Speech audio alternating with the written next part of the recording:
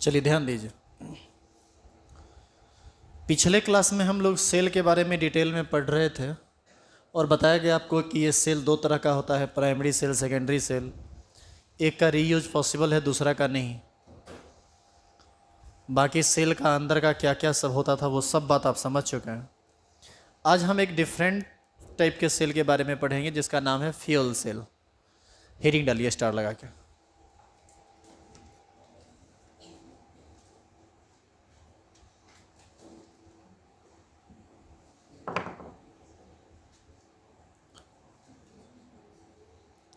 लिखिए fuel cell.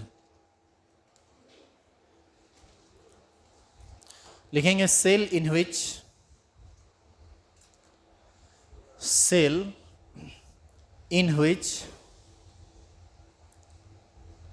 Electricity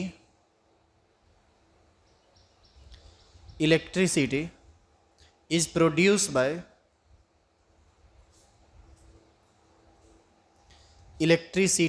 produced by direct combustion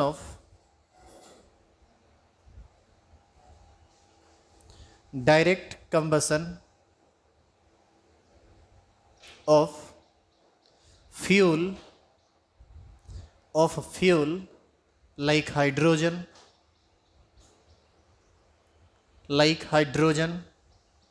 methane and methanol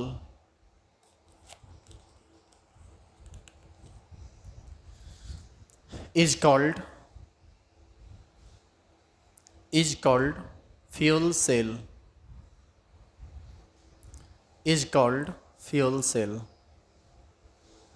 सुनो, ध्यान दो इधर। आप सब लोग इतना जरूर जानते होंगे कि कोई भी चीज़ जलता है तो उसके लिए ऑक्सीजन बहुत ज़रूरी है। बिना ऑक्सीजन के कोई चीज़ जल नहीं सकता है। कंबसन के लिए यह बेहद ज़रूरी है कि उसको ऑक्सीजन मिले, तभी ऐसा होगा। आज हम लोग ऑक्सीजन के प्रेजेंस में तीन फ्यूल जैसे हाइड्रोजन या फिर मीथेन या फिर मिथेनॉल, इस सब के कंबसन रिएक्शन को, कंबसन एनर्जी को डायरेक्ट कन्वर्ट करने वाले हैं किसमें? इलेक्ट्रिकल एनर्जी में। कंबसन भी होगा और हीट जनरेट नहीं करेगा, वो डायरेक्ट किस में कन्वर्ट कर जाएगा? इलेक्ट्रिकल एनर्जी में, इलेक्ट्रिसिटी में। और ये संभव हो पाता है फ्यूल सेल की मदद से। अब ये बात पूरा का पूरा फिगर पर समझना पड़ेगा कि आखिर ये काम कैसे होता है। इसके लिए सबसे पहले आपको एक फ्यूल सेल बनाना पड़ेगा, फ्यूल सेल को समझना पड़ेगा। और सबसे पहले फ्यूल सेल का बनावट आप देखिए। देखो, सबसे पहले एक बड़ा सा क्लोज्ड कंटेनर लिया जाता है। इसको हम लोग तीन भागों में बांटते हैं। एक यहाँ से इसको पैक किया जाता है, एक यहाँ से पैक किया जाता है। ये पूरा का पूरा खाली जगह है, ये पूरा का पूरा खाली जगह, ये पूरा का पूरा खाली जगह है। इसमें भरा जाता है ऑक्सीजन गैस, क्योंकि बिना ऑक्सीजन के किसी भी चीज़ का कंबसन पॉसिबल नहीं है। इसमें उस चीज़ को हम भरते हैं जिसका कंबसन कराना है। जैसे यदि हमको हाइड्रोजन फ्यूल इलेक्ट्रोड बनाना है तो हम यहाँ पर क्या भरे हैं? हाइड्रोजन। यदि मीथेन बनाना होता तो यहाँ भरते मीथेन। और ये बीच में भरा जाता है aqueous solution of base like NaOH और KOH, जो आसानी से OH माइनस आयन दे सके। ये टूटेगा Na प्लस में, OH माइनस में, ये टूटेगा K प्लस में और OH माइनस में। ये जो होता है ये बहुत ही महंगा चीज़ होता है, इसीलिए जनरल आदमी इसका उपयोग नहीं कर पाता है फ्यूल सेल का। इसका प्रॉपर्टी सुनिए। ये सबसे पहले इलेक्ट्रिसिटी का अच्छा कंडक्टर होता है, ये वाला पार्ट जो है, ये वाला पार्ट। दूसरी बात, ये एक्वस सॉल्यूशन है, ये पूरा का पूरा लिक्विड में भरा हुआ है, लिक्विड से भरा हुआ है। चूँकि सॉल्यूशन है तो लिक्विड होगा। एक्वस सॉल्यूशन है तो इसमें वाटर भी होगा और बेस भी होगा, चाहे Na प्लस OH माइनस हो या K प्लस OH माइनस हो। और इधर गैस रहता है इस टैंक में गैस रहता है।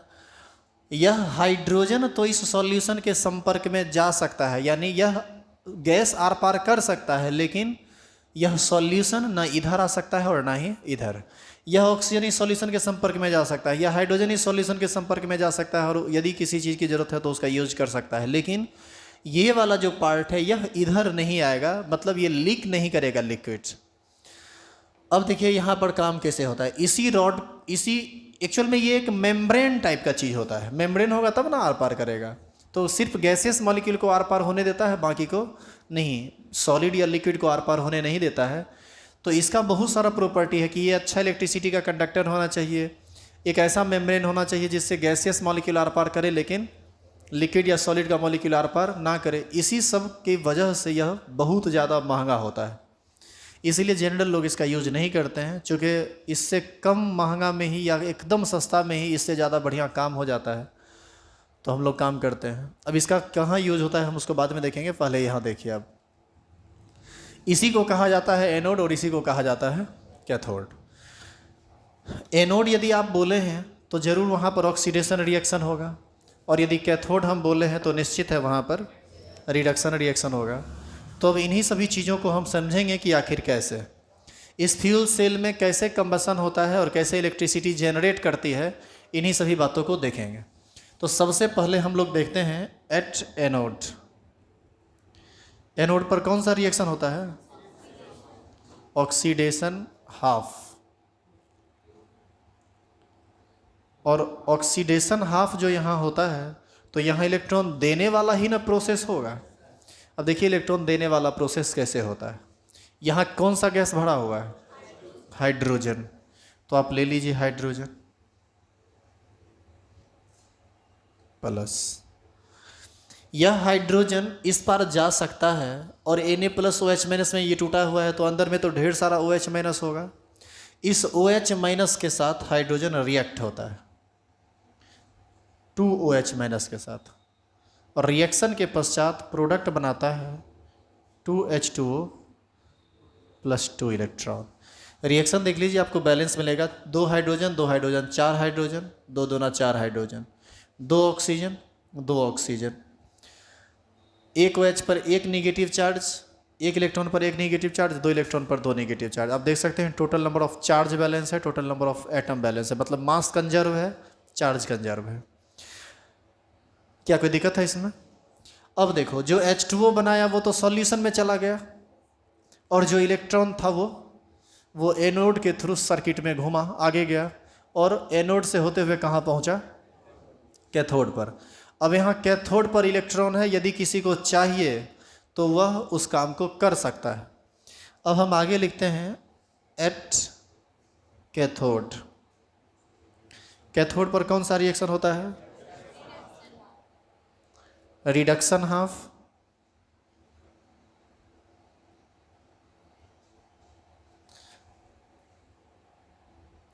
यहाँ नीचे जगह नहीं है, नहीं तो यहीं रिएक्शन लिख देते, और संयोग से यहाँ रिएक्शन लिखा हुआ भी है। देखो ये रिएक्शन कैसे होता है, रिडक्शन हाफ कैसे होता है। रिडक्शन हाफ का मतलब क्या? इलेक्ट्रॉन लेने वाला प्रोसेस ना। अब देखिए ये इलेक्ट्रॉन लेने वाला प्रोसेस कैसे होता है। इधर क्या है? ऑक्सीजन है ना, लीन ज़्यादा मत हो जाओ, मुंह भी खोलना होता है। यहाँ पर ऑक्सीजन है और यह भी इधर आ सकता है, और ये एक्वस सॉल्यूशन है, मतलब वहाँ पर वाटर का मॉलिक्यूल भी है। यह ऑक्सीजन वाटर के मॉलिक्यूल के संपर्क में आता है, जहाँ पर इसको मिल जाता है एनोड के द्वारा आया हुआ इलेक्ट्रॉन। ऑक्सीजन, वाटर और इलेक्ट्रॉन ये तीनों जब आपस में रिएक्शन करता है तो OH माइनस का निर्माण करता है।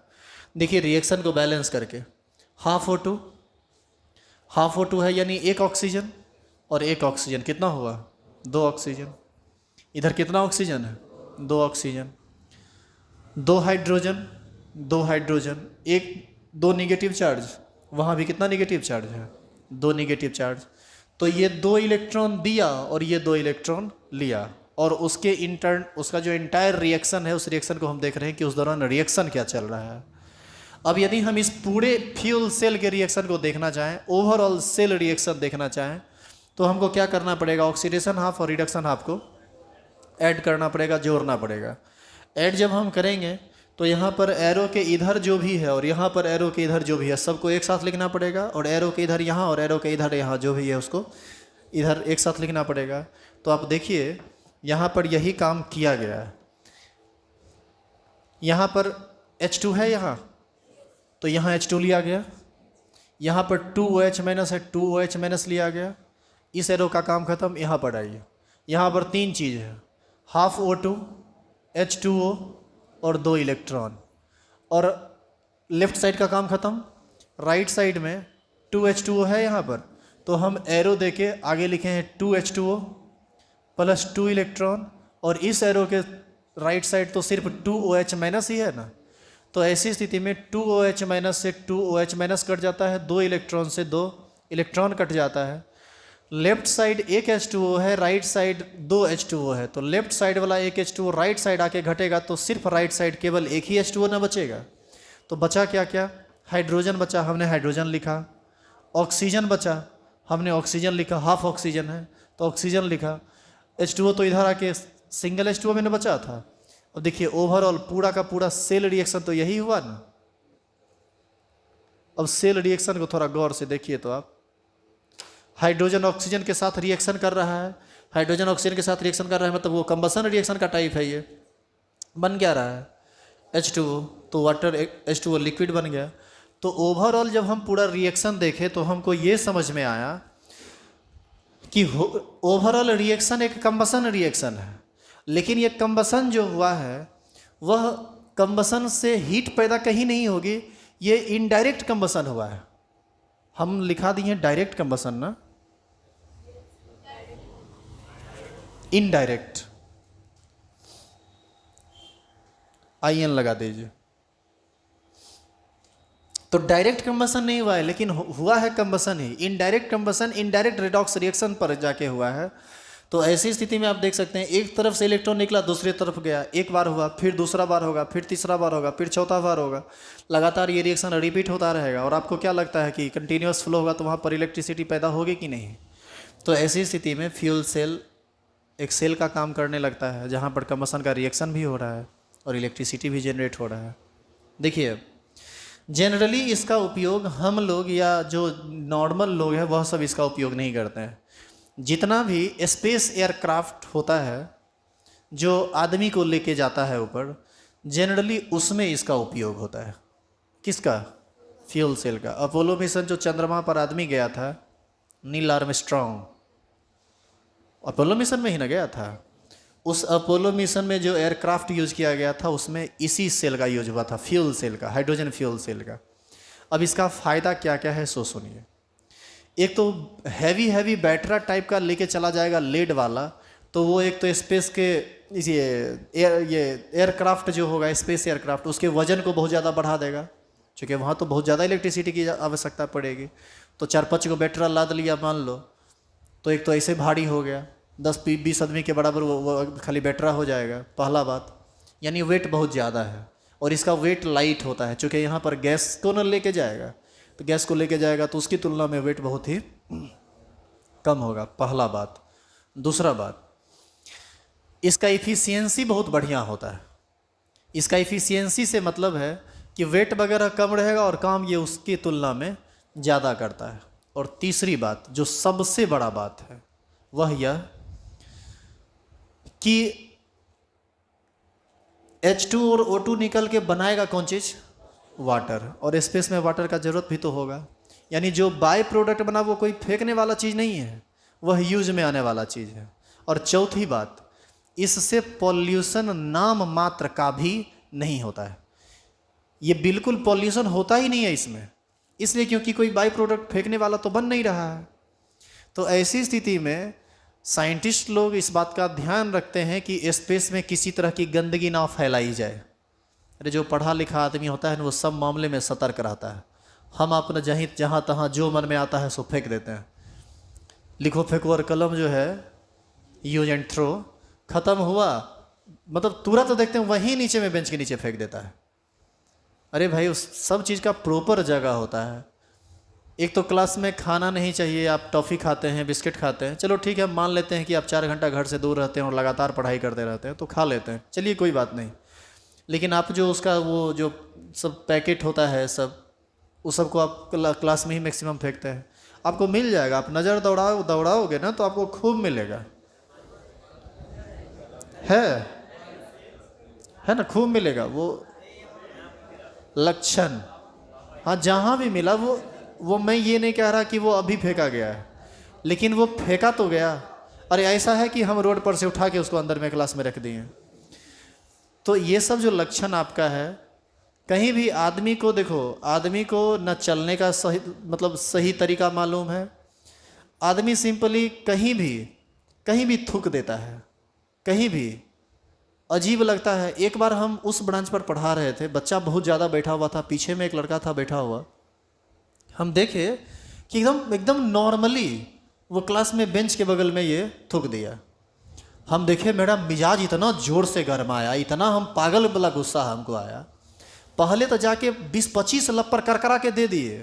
काहे मार रहे हैं सर, काहे मार रहे हैं? ऐसे ये शौक से मार रहे हैं, मारने दो ना रे, मारने दो। पहले जब मन भर गया तो बोले पता चला काहे मारे सो? कहता है जी सर। अगला दिन से नहीं अगला दिन से नहीं होगा। बोले अगला दिन से होगा तो हड्डी पसली सब एक करके कंधा पर लाद देंगे, चट्टा कहीं का। अरे तुम समझते हो यार, तुम जहाँ पर रहते हो, जहाँ पर तुम बैठते हो, अरे ये सब तो लक्षण जानवर में पाया जाता है, आदमी में कहाँ? ये सब आदमी के भेष में जानवर है। यदि इस टाइप की गंदगी आप भी फैलाते हैं तो आप भी जानवर से कम थोड़ी ना है। जब आपको ये समझदारी है ही नहीं कि हमको क्या चीज़ कहाँ फेंकना चाहिए, और आपको हर एज में आपको आदमी समझाते नहीं रहेगा। एक एज वो आता है जहाँ पर आप आदमी को समझाएगा। आपको क्या समझाएगा? अब आप गधा हो चुके हैं, समझिएगा थोड़े। तो हम लोग अब ज़्यादा बोलते नहीं है। 11th में नया में शुरू में आता है, समझाते हैं 2-4 बार नहीं समझता है, पीट देते हैं। बहुत हद तक जिसको सुधरना रहता है सुधर जाता है। जो मान लो एकदम जन्मजात पतित है, उसको तो समझाया नहीं जा सकता है ना, उसको फिर कैसे समझाएं? और समझाते समझाते हमको तो पतित बनना नहीं है। तो बस यही सब बात है। लेकिन साइंटिस्ट लोग इस बात का ध्यान देते हैं। वो पढ़े लिखे लोग, संस्कारी लोग होते हैं, थोड़ा कल्चरल होते हैं वो लोग। यदि स्पेस में किसी तरह का पॉल्यूशन होगा तो उस पॉल्यूशन से बहुत बड़ा खतरा भी हो सकता है। यहाँ पर आप कोई चीज़ फेंक दिए, क्लास में पेन फेंक दिए, क्लास में फेंका हुआ है, स्पेस में फेंका हुआ रह जाएगा। वह लगातार स्पेस में मूव करता रहेगा। हो सकता है कल के डेट में कोई दूसरे देश का कोई सैटेलाइट या कोई दूसरे देश का एयरक्राफ्ट आया और उस पेन के संपर्क में आ गया। आपको पता है कि स्पेस में यदि हल्का टुकड़ा भी टकराया तो क्या होगा? सीधे विस्फोट हो जाएगा, आग लग जाएगा उसमें, एयरक्राफ्ट में। और पूरा का पूरा प्लानिंग एक टुकड़ा की वजह से करोड़ों अरबों का जो प्रोजेक्ट है वो बर्बाद हो जाएगा। प्रोजेक्ट बर्बाद हो जाए छोड़िए, आदमी का जान चला जाएगा। और क्या लगता है जो आदमी जाएगा वह एक साधारण आदमी होगा? अरे वो करोड़ों में एक होते हैं, करोड़ों की अरबों में एक होते हैं। वो सब अनमोल चीज़ें हैं, अनमोल आदमी है, उसका जान जाएगा। कल्पना चावला मर गई, आज भी लोग उसको याद करता है। असाधारण आदमी रोड पर रोज मरते रहता है, कहाँ याद करता है आदमी? तो वो आदमी मरेगा जो करोड़ों में एक होता है। इसीलिए लोग इस चीज़ का ध्यान रखते हैं। लेकिन इतना तुम कहाँ सोचोगे? तुमको सोचने का फुर्सत थोड़े है। अरे कोनो दिन होगा तो पेन पर छहल के सर जी गिरेंगे। सर जी कौन बड़का कल्पना चावला के भाई हैं बड़का? तो अपनी मानसिकता को सुधारिए। छोटी छोटी गलती जो आप करते हैं वो नहीं होना चाहिए। यदि आप चाहते हैं कि आप एक अच्छे और सफल व्यक्तित्व वाले आदमी बने तो।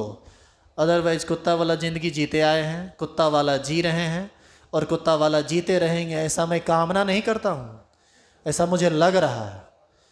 बाकी आपकी मर्जी, आप क्या चाहते हैं। It's all about fuel cell. यदि इसी में हाइड्रोजन के जगह पर हम मीथेन ले लें तो मीथेन फ्यूल सेल हो जाएगा, मिथेनॉल ले लें तो मिथेनॉल फ्यूल सेल हो जाएगा। लेकिन आपका सिलेबस हाइड्रोजन फ्यूल सेल है। आप एनसीईआरटी बुक पलट के देखना, आपको सारी बातें मिल जाएंगी यहाँ से।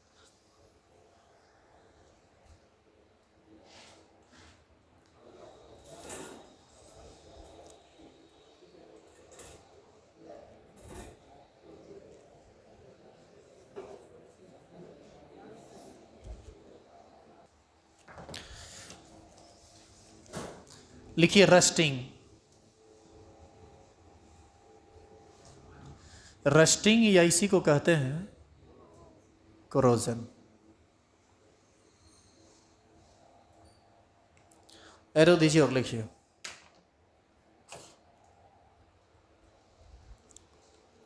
Loss in weight of metal, नहीं, loss in weight of pure metal. Loss in weight of pure metal when loss in weight of pure metal when metal reacts with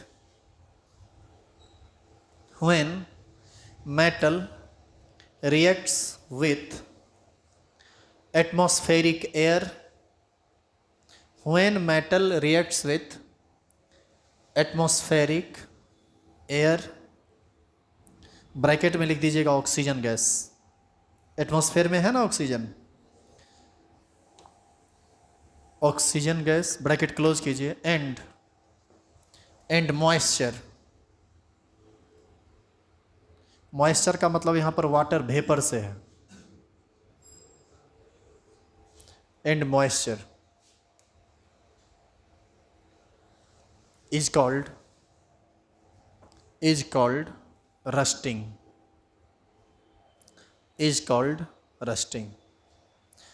देखो इधर रस्टिंग को समझ लो, रिएक्शन पर समझ लो, प्रैक्टिकली समझ लो। हम लोग नया लोहा लाते हैं, बिल्कुल ठीक लगता है देखने में, 10 दिन आप उसको बाहर में छोड़ दीजिए जहाँ पर शीत पानी हवा उसको मिलता रहे, अब दिखेगा 10 दिन के अंदर उसके सरफेस पर कुछ जमा होने लगता है, रस्ट के रूप में, वही ना रस्ट है। ये सारा प्रोसेस कैसे हो जाता है, आखिर क्यों जंग क्यों लग जाता है, इसका इंटरनल केमिकल रिएक्शन क्या है, इस बात को यदि हम समझना चाहें तो देखो, ये आयरन जो होता है, आयरन एक मेटल है और ये कन्वर्ट करेगा Fe++ में और साथ साथ निकालेगा 2 इलेक्ट्रॉन। यदि हम यहाँ पर 2 से मल्टीप्लाई कर दें तो ये 2 आयरन एटम और यहाँ पर इलेक्ट्रॉन कितना हो जाएगा 4। क्या कोई दिक्कत है इसमें?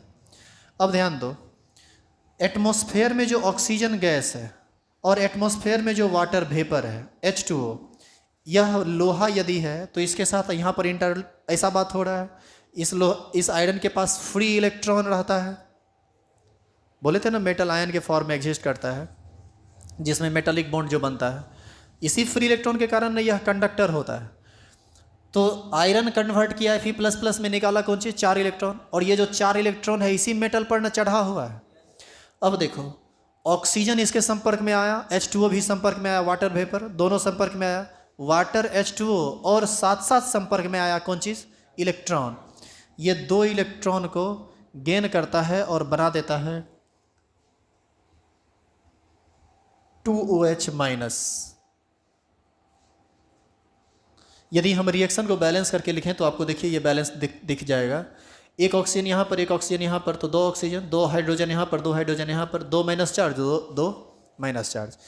आप देख रहे हैं कि ऑक्सीजन और वाटर मिलके जो इलेक्ट्रॉन दिया था मेटल एटम, उस इलेक्ट्रॉन को गेन कर लिया और कन्वर्ट कर गया किस में 2H- में। अब यदि हम इस पूरे को 2 से मल्टीप्लाई कर दें, इस पूरे को 2 से मल्टीप्लाई कर दें तो आपको नहीं लगता है कि ये इतना रह जाएगा, ये 2 हो जाएगा, ये 4 हो जाएगा और ये 4 हो जाएगा। बोलिए कोई दिक्कत है इसमें? अब आप इतना लिखिए तो फिर आगे की बात करते हैं। ये दोनों रिएक्शन लिखिए, ये रिएक्शन बार बार आ रहा है,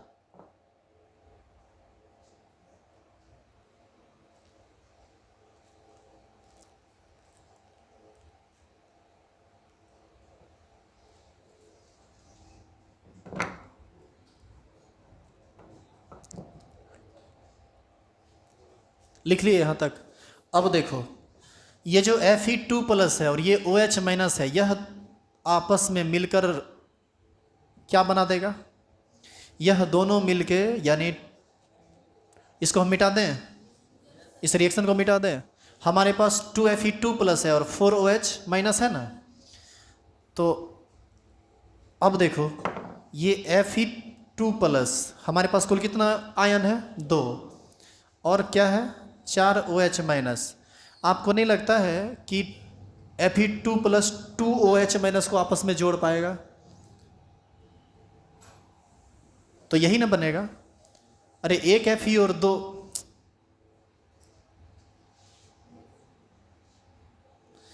Fe2+ 1 + 1 को खत्म करेगा, 1 + 1 को खत्म करेगा, तो ये बनेगा FeOH का होल ट्वाइस। एक आयरन और 2 आयन, 2 हाइड्रोक्साइड आयन से बनेगा FeOH का होल 2। यहाँ पर आयरन 2 है और ये कितना है 4, तो आपको नहीं लगता है कि ये 2 मॉलिक्यूल बनेगा? बात समझ में आई? या फिर इसी तरह से एक बार फिर इसको लिख दें, तो एक FeOH यहाँ से, एक FeOH का होल 2 यहाँ से बनेगा, दूसरा FeOH का होल 2 फिर यहाँ से बन जाएगा, तो कुल कितना FeOH का होल 2 बन जाएगा 2। इसको हम लोग बोलते हैं फेरस हाइड्रोक्साइड। एक अनस्टेबल मॉलिक्यूल होता है, ये अपने आप कन्वर्ट कर जाता है फेरिक हाइड्रोक्साइड में। Fe2+ से ज़्यादा स्टेबल होता है Fe3+, तो ये कन्वर्ट कर जाएगा किस में ये कन्वर्ट कर जाएगा Fe3+ में, तो Fe3+ में कन्वर्ट करेगा तो ये बना देगा FeOH का होल 3, और यही धीरे धीरे वाटर मॉलिक्यूल को रिलीज करके एक प्रोडक्ट बनाता है Fe2O3, और यही क्या है, रस्ट। इसी को हम लोग जंग बोलते हैं। अब देखिए ये Fe2O3 बनेगा कहाँ, जहाँ से इलेक्ट्रॉन गेन किया वो सब चीज़। तो आप देखिएगा क्या कि उस मेटल के सरफेस पर एक अलग टाइप का परत बनने लगता है। यदि हम उस परत को उंगली से हटाने का प्रयास करें तो वो परत उंगली से भी हट जाता है। कहीं भी जंग लगा हुआ हो तो आप उंगली से यदि हटाना चाहें तो हट जाता है। काहे हट जाता है? क्योंकि आयरन मेटल एटम सरफेस को छोड़ दिया है और नए चीज़ का फॉर्मेशन कर दिया है, Fe2O3 का निर्माण कर दिया है। और जो आप रगड़ के झाड़ते हैं वो गिरने वाला चीज़ जंग है, जिसका मॉलिक्यूलर फार्मूला Fe2O3 होता है। अब बताइए कि मेटल का यदि वेट पहले से 10 ग्राम रहा होगा तो हो सकता है जंग लग गया, जंग लगने के बाद हटा दें तो प्योर मेटल का वेट घटेगा कि बढ़ेगा? इस तरह से घट जाएगा। इस स्थिति में ये इसी प्रोसेस को हम लोग क्या बोलते हैं, जंग लगना, जिसका ये प्रोसेस है। अब आप एक बात बताइए तो किस मेटल में जंग लगेगा और किस मेटल में जंग नहीं लगेगा? जो मेटल आसानी से इलेक्ट्रॉन लूज करेगा उस सब में जंग लगेगा, और वही सब मेटल आसानी से इलेक्ट्रॉन को रिलीज करेगा जो EMF सीरीज में हाइड्रोजन से ऊपर है, और जो हाइड्रोजन से नीचे है उसका SRP वैल्यू पॉजिटिव होता है। हाइड्रोजन से जो ऊपर है उसका SRP वैल्यू निगेटिव, तो SOP वैल्यू पॉजिटिव, उसके इलेक्ट्रॉन देने की टेंडेंसी बेहद ही अधिक होगा, और इलेक्ट्रॉन देने की टेंडेंसी बेहद अधिक होगा तो उस सब में जंग लगेगा ही लगेगा। जंग लगे या किसी तरह का अदर केमिकल रिएक्शन हो जाए, तो ऐसी स्थिति में हम कह सकते हैं कि EMF सीरीज में जितना भी मेटल हाइड्रोजन के ऊपर है वह सब रस्टिंग के प्रोसेस से गुजरेगा, और हाइड्रोजन के नीचे जितना भी मेटल है उसमें रस्टिंग नहीं होगा। जैसे हाइड्रोजन के नीचे गोल्ड है, क्या गोल्ड में आप जंग लगते देखें? सिल्वर है, सिल्वर में जंग लगता है। प्लेटिनम है, जंग लगता है। मरकरी छोड़ दिए, इससे जंग लगेगा? नहीं लगेगा। क्यों नहीं लगेगा? क्योंकि इस सब का SRP पॉजिटिव है। SRP पॉजिटिव का मतलब इस सब का गुण इलेक्ट्रॉन देने का नहीं बल्कि इलेक्ट्रॉन लेने का होता है। It's all about electrochemistry. Next class start होगा कोऑर्डिनेशन कंपाउंड से। आप इसको लिख लीजिए, और इसको लिखने के बाद ये बात जरूर एक लाइन एरो दे के लिख देना। क्या? किस में? वो सब डस्ट बैठ जाता है, जो साफ हो जाता है, वो सिल्वर वगैरह में ना डस्ट बैठ जाता है। इसीलिए तो ये सब मेटल बहुत महंगा होता है। इस सब की जो सुंदरता है वो लगातार बनी हुई रहती है। ये ज़्यादा डैमेज, अरे अब धूल कन बैठ गया थोड़ा बहुत तो वो एक अलग चीज़ है, रिएक्शन नहीं होता है उसमें। मतलब सिल्वर के साथ इस सब का रिएक्शन नहीं होता है। रस्टिंग के प्रोसेस का जो भी रिएक्शन है, मॉइस्चर या फिर H2O, आप लोहा के किसी चीज़ को पानी में रखकर निकाल के 2-3 दिन पानी में रखिए, निकाल के बाहर रख दीजिए, फिर रखिए, निकाल दीजिए, देखिए उस तुरंत खराब होने लगेगा। और चांदी को यदि मान लीजिए घर में कुछ है चांदी का, जैसे पायल वगैरह होता है, आप उसको पानी में रख के निकाल दीजिए, पानी में रख के निकाल दीजिए, पानी में रख के निकाल दीजिए, 10-20 दिन निकालिएगा, वो और साफ़ होगा, वो गंदा नहीं होगा, क्योंकि वो लगातार साफ़ हो रहा है। वहाँ पर रस्टिंग का कोई प्रोसेस नहीं होता है। गोल्ड के साथ भी यही बात है। हो गया? लिख लिए नीचे एरो दिए और लास्ट लाइन लिख लीजिए। तो लिखिए metal present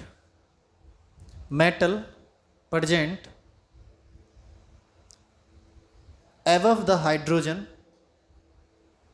metal present above the hydrogen in EMF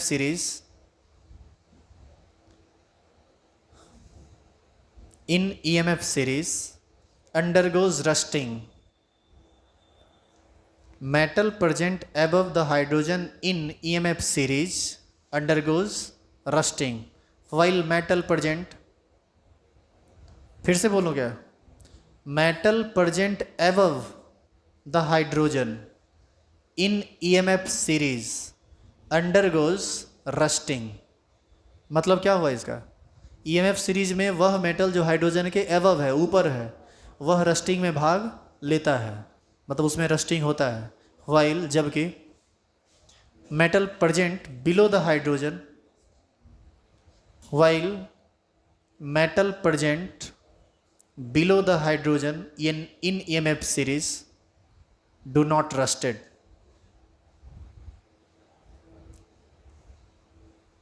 Do not rusted. तो यहाँ पर इलेक्ट्रोकेमिस्ट्री समाप्त होता है। अब आप किसी भी क्वेश्चन को बना सकते हैं, हालांकि मैक्सिमम क्वेश्चन लाइव क्लास में भी ख़त्म कर दिया गया है। कल यानी नेक्स्ट मंडे को कल मंडे को नेक्स्ट क्लास में कोऑर्डिनेशन कंपाउंड स्टार्ट होगा। कुछ क्लास इसका हम यूट्यूब पर दिए थे, नोमेनक्लेचर सिर्फ हुआ है, इसका सिर्फ नोमेनक्लेचर हुआ है, लेकिन इसका एक सारा का सारा बात अभी रखा हुआ ही है। वो आपको लग रहा होगा ख़त्म हो गया, ख़त्म नहीं हुआ, बीचे में वो रुका हुआ था। तो हम इसको वहाँ से नहीं स्टार्ट करके फिर से स्टार्ट करेंगे, चूँकि उस समय जो लेक्चर बन रहा था उस समय का लेक्चर का क्वालिटी बहुत ही गड़बड़ था। पढ़ाई तो वही थी, पढ़ाई फिर उतने होगी, लेकिन बातें आगे जाएगी। तो शुरू से पढ़िए, आपको फिर से समझ में आएगा। कल स्टार्ट होगा कोऑर्डिनेशन कंपाउंड। आइए कल। Peace.